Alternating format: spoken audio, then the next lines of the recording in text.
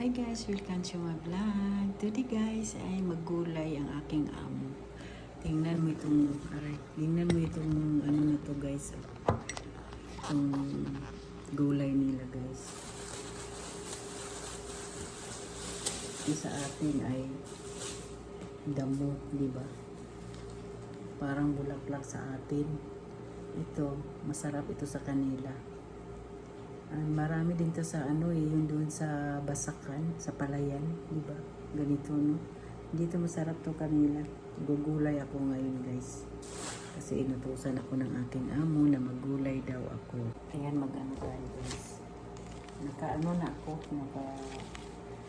pitas-pitas na ako. Itong ganito, guys. Inahaluan nila ng adas to. Yung parang munggo, tapos ito ilagay. Pakuluan niya yung adas. Yung adas yung parang tawag sa Arabic, ang tawag sa atin. Adas kasi sa Arabic. Yung mga OFW, alam nila yung mga adas. Pero yung hindi nakapunta dito, hindi nila alam kung anong adas. Ay naku. Buhay. Ito guys, ay pakita ko sa iyo ang adas gaya. Ito yung adas. Ito yung adas guys. Para sa atin, ang ating munggo. Yung tigas kasi nag-ayos na siya. Pakita ko sa inyo kung anong adas. Hindi ko mabuksan.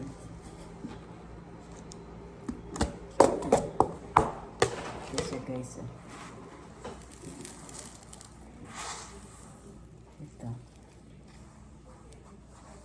Ito yung adas, ang tawag na sa adas. Yan ang adas guys. Ito ang pakuluan to, tapos pagkatapos kulo, ilagay ito. Tagtarin pa ito. Ay naku, kanina pa ako dito.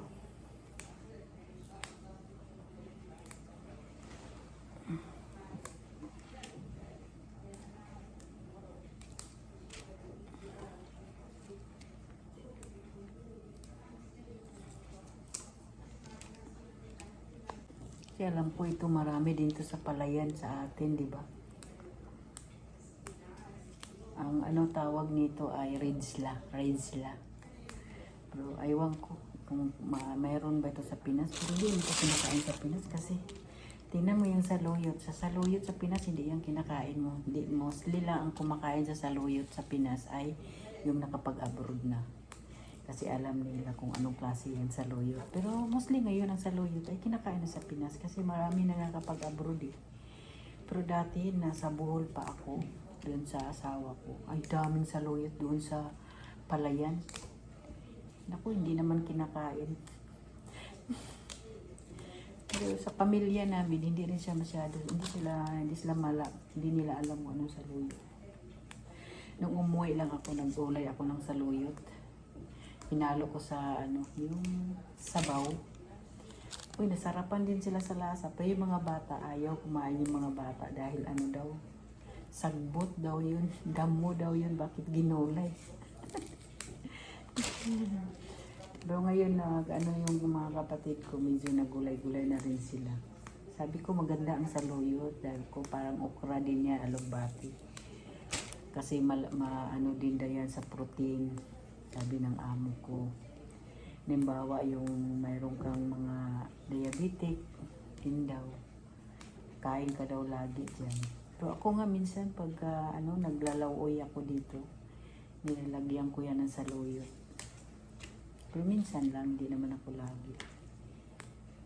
Pero ito hindi pa ako naggulay. Pero masarap ito din ihalo sa munggo. May munggo ako dyan. Magkuha ako nito kasi para magmunggo ako. Ito ihalo ko, itry ko daw.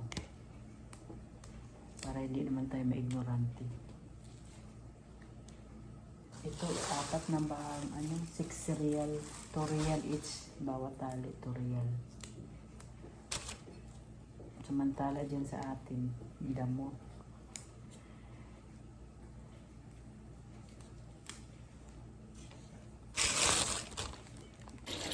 guys, hugasan natin yan guys.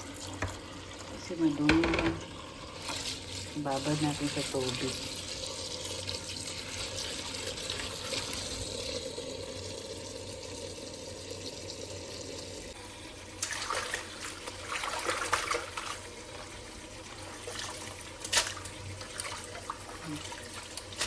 At least hindi siya masyado madumi. Hindi katulad ng saluyot. Grabe ang dumi. Ayan. Tingnan natin yung tubig kung malinis na o hindi. Kasi ibabad natin yan sa ng baking soda.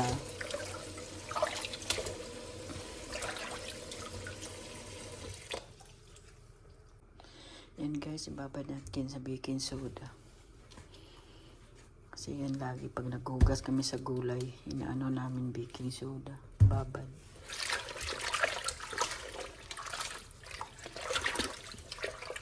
Babad mo na yan. Tapos bandawan ulit.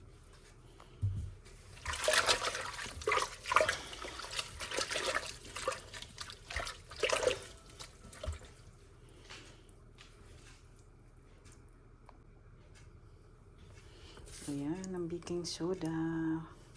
Ang patay ng germs. Guys, kasi hiwain natin to guys.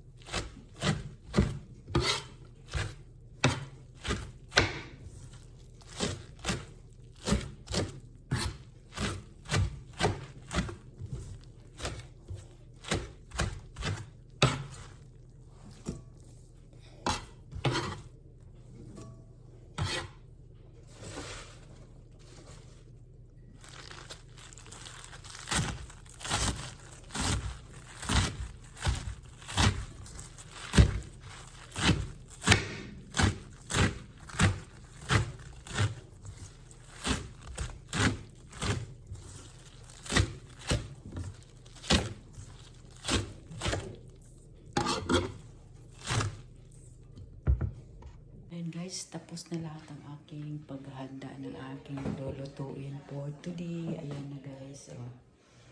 Nahiwa ko na siya guys. Ayan guys. Ayan. Ayan guys. Ito yung adas ang tawag nila. Ano nga to guys sa, ano sa atin? Ayan. Ayan. Ito yung mga kailangan ng aking amo. Ayan mga buharat nila yan guys. Ito nakahanda na ito. Yan, yan ang mga ano nila. Yan, malinis na ang paligid kasi ayaw ng amo kong pagpasok punta dito ay kalat-kalat. May mga hugasin pa. Gusto niya pagpunta dito ay everything is okay na lahat. Yan guys. Tinuro ko na kayo sa aking kusina. Yan. Hintayin ko muna kasi may kausap pa. May kausap pa. Ayan. Hintayin ko muna kasi may kausap pa siya guys. Hintayin natin, tapos na ako lahat. Tatawagin ko na siya. Uupo lang siya dito guys. Tapos ako ang gagawa. Sasabihin niya kung anong gagawin. Alam ko naman magluto. Kaso lang nandyan siya nakatingin. Nakatingin siya dyan. Baka sa isip niya duduraan ko. O nakatingin siya. Kung gusto niya magluto, kung kumplitihin lahat, iasikasuhin ko. Lagay ko dyan. Tapos pupunta na siya, magluluto na siya. Tapos sabihin niya sa akin anong ilagay, anong una, anong sunod, pangalawa, pangatlo, pangapat. Yan ang ano niya sa akin. Ano niya ako. Pero alam ko naman kasi nagluluto kami ng ganun. So lang nakabantay talaga yun siya. Upo lang naman siya dito guys. Upo lang siya dito guys. Tapos titingin siya sa akin doon, magluluto ako. Doon. Hintayin ko muna. Mamaya hindi ako makapag-video guys kung paano magluto kasi nandyan siya nakatingin. Hindi naman natin pwedeng mag-video ka, diba? Ang una naman kasi siya bawang, sibuyas, tapos kamatis. Gisa niya yan.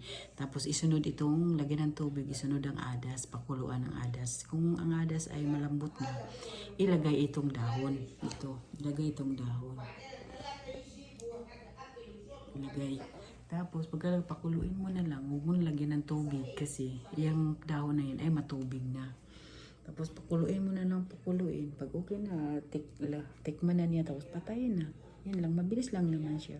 Parang sa atin munggo. Tapos pakuluin natin yung munggo. Pagka okay ng munggo, lagyan natin sa alugbati kung anong halo natin sa munggo natin. Ganun lang din. Kaso lang marami siyang buharat guys. Yan buharat, marami niya. Yan lang. Hindi naman ang atin kasi asin, paminta, magic sarap. Diba? Sa kanila ang dami. O, sige guys, balikan ko kayo maya guys. Yan guys, luto na yung aking yung ginawa kanina guys. Ang dami-dami yung dahon, diba? Pero ito lang yung natira. Para lang siyang munggo guys. Luto na guys. Luto na ang aking gulay. Arabic na gulay guys.